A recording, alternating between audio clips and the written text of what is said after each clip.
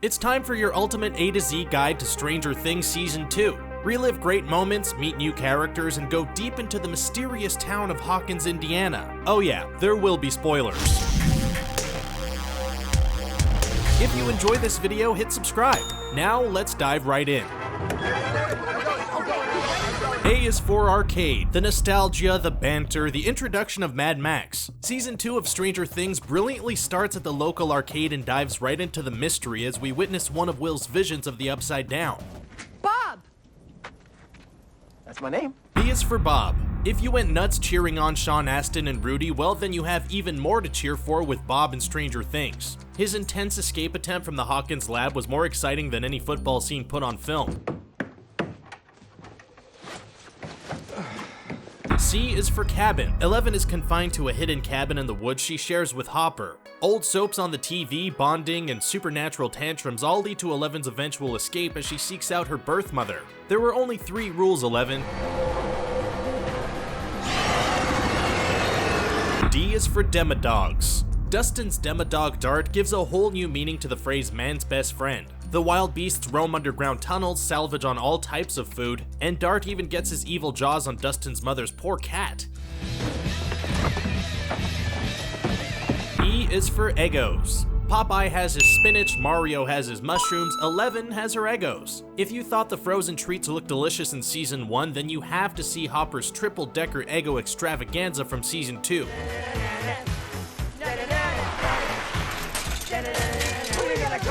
F is for friendship. Season 2 was the season of friendship. It was great to see Will and Mike bond more, but the real highlight was the bromance that formed between Steve and Dustin. The unlikely duo had great chemistry, and Steve really transformed from his antagonist roots in Season 1. G is for gearing up. So many great montages of the kids gearing up for battle. There was 11 in her punk gear, the kids dressing up in Ghostbuster costumes, and then the whole gang gathering random supplies together for their venture into the underground tunnels. And you can't forget the return of Steve's nail-ridden baseball bat. H is for Hawkins, Indiana. Even though the small town of Hawkins, Indiana undergoes some craziness, we'd move there in an instant. A movie theater showing the original Terminator, a successful Radio Shack business, and the classic railroad tracks that Steve and Dustin ventured down while tracking Demadogs. Okay.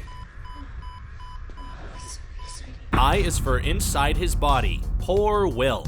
He spent the whole first season stuck in the Upside Down, and now he has to deal with the creature infecting his body. His daily life is filled with creepy visions and mind control. It all comes to a head when he's forced into the ultra-hot cabin while his body savagely tries to fight off the heat. J is for Jane Hopper. We spent a whole season referring to 11 as her tattooed number, or just L for short. In one of the most touching moments of the season, we come to find that Hopper adopted her and 11 is now legally known as Jane Hopper. L has a better flow to it, but we'll have to see what name sticks. Boom. K is for Callie. Better known as number 8, Callie is 11's sister and another person from the Institute. Her mind control powers added a whole new dynamic to the show, and she was able to bring the best out of 11's powers. No doubt Callie will be back for Season 3. Just leave her cartoonish goons on the cutting room floor. I'm not a big fan of orange. I'll have to check him back. L is for love. When scenes weren't scaring the crap out of you, they were likely filled with a whole lot of angst. 11 and Mike's 8-episode journey to see each other again, Jonathan and Nancy finally acting on their feelings, and more teases at love between Joyce and Hopper after Bob left the picture. All the way from sunny California, the latest passenger to join us on our curiosity voyage, Maxine. M is for Mad Max. No one likes change, but the addition of Max to the party of boys created a great dynamic. Her expertise in Dig Dug led to a love triangle with Dustin and Lucas. It also showed the jealous side of 11 with a clever skateboard fail that sent Max flying. We could have done without her brother Billy though. Shake it up, get straight, go forward. N is for nostalgia. The 1980s are alive and kicking in Stranger Things Season 2. There's some great musical numbers, movie references, and the outfits are all done incredibly well. Top it all off with some Farrah Fawcett hairspray and your nostalgia meter is through the roof. O is for opening the gate. We never get a truly good look at the massive creature in the Upside Down, but the creepy open gate is enough to scare us. This season really upped the ante, expanding a single Demogorgon into a collection of monsters all controlled by one super beast. We have a feeling the gate's gonna open again.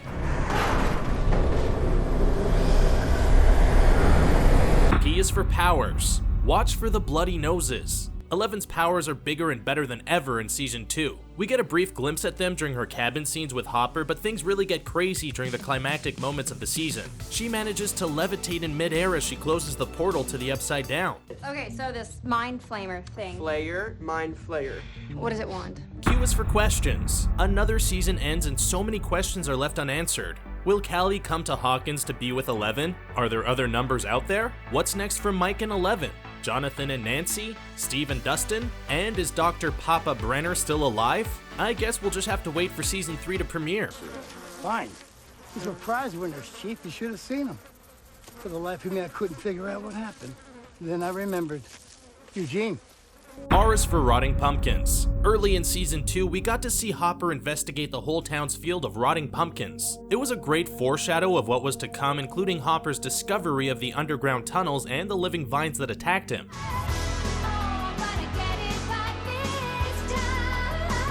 S is for Snowball. The second season ended with the perfect Hawkins event known as the Snowball. Sting's I'll Be Watching You played as Mike and 11 connected, Lucas and Max shared a kiss, and Dustin desperately looked for someone to dance with while sporting a fantastic new do. In comes Nancy, saving the day with a great moment and perfect ending to the season. Breathe. D is for Terry. Briefly seen in Season 1, 11's birth mom returned for Season 2, giving some crucial details and finally connecting her random rambling. We learned more about 11's past, and it helped her find number 8.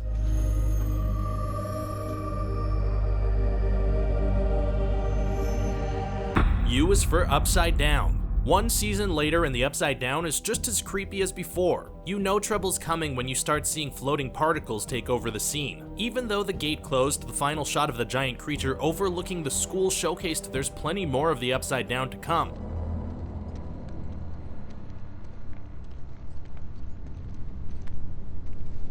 V is for Visiting Chicago. Episode 7 is one of the most debated parts of the season. The standalone episode didn't have the same tone or feeling of the show, but it showcased how the show could branch out in the future. The best highlight was probably 11's transformation into her punk rock look with the slick-backed hair. W is for Waterways. Joyce's house became another centerpiece for a huge mystery. This time the Christmas lights and letters on the wall were replaced with a crazy hand-drawn map created by the infected Will. Leave it up to Bob the Brain to figure out the puzzle and map the waterways of Hawkins. Who's that?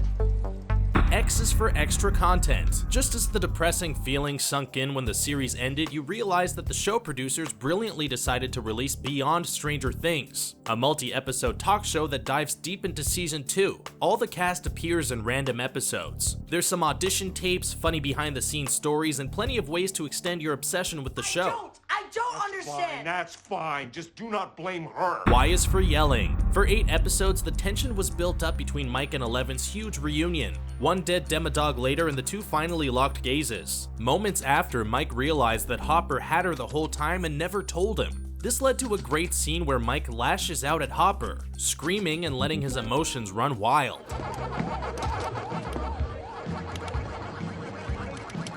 Z is for Zelda. The nostalgia and 1980s references continue with the official Stranger Things app game. Created in the style and gameplay of the classic Zelda games, players embark on missions in the top-down world based off content from the first season, collect Eggos, defeat monsters, and solve puzzles using a majority of the show's characters.